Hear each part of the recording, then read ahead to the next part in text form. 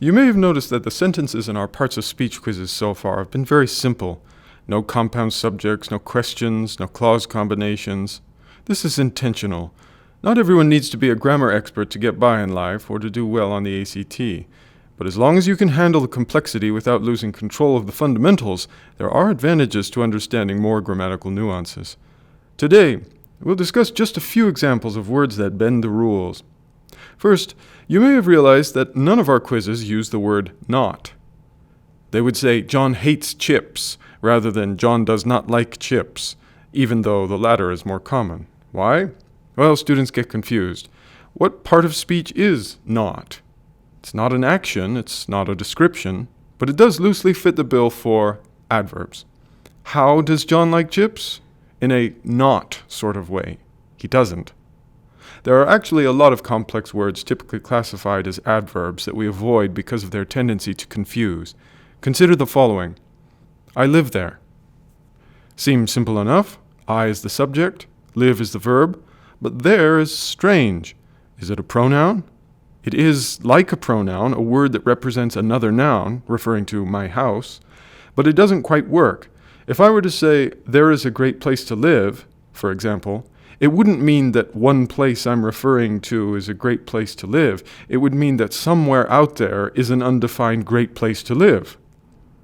Well, this is where we admit to you that trying to hammer every word in English into 7 or 8 parts of speech actually isn't exactly possible.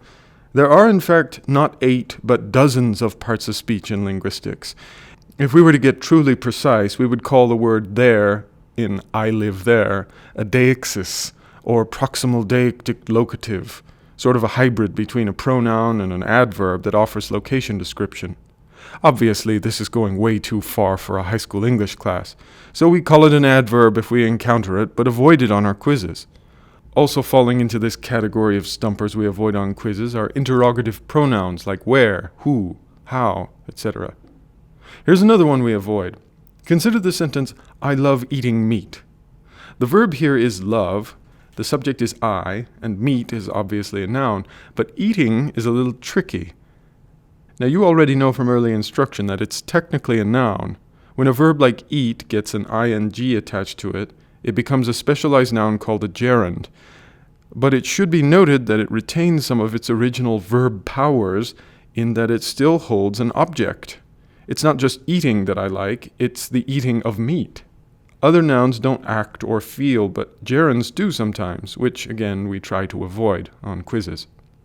The point is that language is extremely complex, and assigning perfect rules to classify everything is like catching a moonbeam.